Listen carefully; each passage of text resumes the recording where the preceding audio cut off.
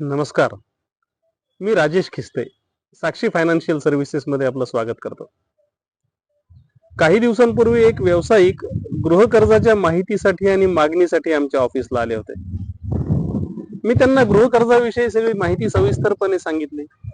त्यांच्या सगळ्या शंकांचं निरसन केलं आणि नंतर त्यांची माहिती घ्यायला सुरुवात केली.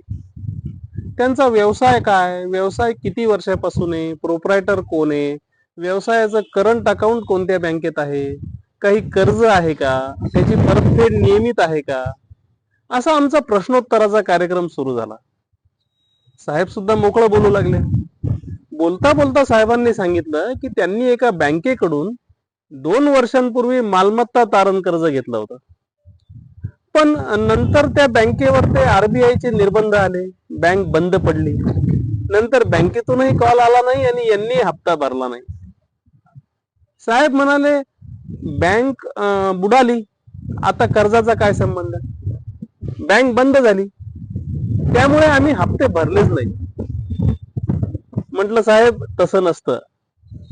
तुम्ही ज्या बँकेकडून कर्ज घेतलंय ती बँक किंवा फायनान्स कंपनी दुर्दैवानं बंद पडली तरी तुमचं कर्ज माफ होत नसतं, ते तुम्हाला फेडावंच लागतं. तुम्ही फेडलं नाही तर तुमच्या पोराबाळांना फेडावं लागतं. कारण बँकेने जरी तुम्हाला कर्ज दिलं असलं तरी तो पैसा बँकेचा नाहीये, तो लोकांचा पैसा आहे. ती गुंतवणूकदारांची अमानत आहे, पब्लिक फंड आहे तो. त्यामुळं ते कर्ज तुम्हाला फेडावंच लागणार आहे. आणि जर तुम्ही ते कर्ज फेडलं नाही तर सिक्युरिटी म्हणून दिलेल्या प्रॉपर्टीचे पेपर्स तुम्हाला परत कसे मिळणार? एखादी बँक बंद पडली तर कर्जाचं खातं आणि त्या कर्जाशी संबंधित हक्क आणि जबाबदाऱ्या दुसऱ्या बँक अथवा वित्तीय संस्थेकडे हस्तांतरित होतात. म्हणजे तुमचा कर्जदाता बदलू शकतो. आज ज्या संस्थेकडे तुम्ही कर्जाचा हप्ता भरत आहात, उद्या अधिकृत प्रक्रियेनंतर दुसऱ्या बँकेत किंवा वित्तीय संस्थेमध्ये हा हप्ता भरावा लागतो. ही हस्तांतरण प्रक्रिया पूर्ण होईपर्यंत शासन तिथं प्रशासकाची नेमणूक करतं. बँकेनं दिलेल्या कर्जाची वसुली दरम्यानच्या काळात तो प्रशासक करतो. ज्यांचं कर्ज पूर्ण बेबाकी झालं त्यांना लोन क्लोजर आणि प्रॉपर्टीचे पेपर्स परत दिले जातात. हे झालं बँकेचं बुडीत प्रकरण. पण एक गोष्ट लक्षात ठेवा, तुम्ही कर्ज घेताना बँकेसोबत किंवा फायनान्स कंपनीसोबत एक कायदेशीर करार केलेला असतो. त्या करारानुसार तुम्ही घेतलेली कर्जाची रक्कम, त्याच्यावरचं व्याज आणि ठरलेल्या कालावधीनुसार EMI भरण्याची जबाबदारी ही तुमचीच असते. संस्था बंद पडली किंवा तिच्यावर काही आर्थिक अडचण आली तरी तुमची कर्जाची जबाबदारी आपोआप संपत नाही. उदाहरण घेऊया. समजा तुम्ही एका फायनान्स कंपनीकडून होम लोन घेतलं, त्याचा EMI दर महिन्याला 20,000 रुपये. काही काळानंतर ती कंपनी दुसऱ्या संस्थेत विलीन झाली किंवा तुमचं कर्ज खातं दुसऱ्या संस्थेकडे हस्तांतरित झालं तर तुमचं कर्ज संपत नाही. तुमच्या कर्जाची बाकी रक्कम, ऍग्रीमेंट मधल्या लागू अटी आणि परतफेडीची जबाबदारी पुढेही सुरू राहते. फरक एवढाच असतो, तुम्हाला EMI कोणाला द्यायचा आहे, कर्जाचे स्टेटमेंट कुठून घ्यायचे आणि पुढचे व्यवहार कोणत्या संस्थेसोबत करायचे हे बदलू शकतं. मग ग्राहकांनी अशा वेळी काय काळजी घ्यावी, ही खूप महत्वाची गोष्ट आहे. जर तुमच्या कर्जदाता बँक किंवा वित्तीय संस्थेबाबत काही गंभीर बातमी आली तर घाबरू नका आणि EMI स्वतःहून बंद तर अजिबात करू नका. सर्वप्रथम त्या संस्थेकडून अधिकृत माहिती घ्या.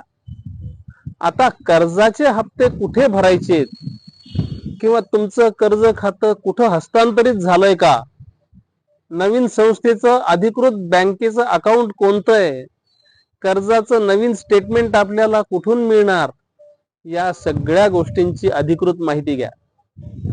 आणखी एक महत्वाची गोष्ट, कोणीतरी फोन करून तुमची बँक किंवा फायनान्स कंपनी आता बंद झालीये आणि आता या खात्यावर ते पैसे भरा असं सांगितलं की लगेच भरू नका.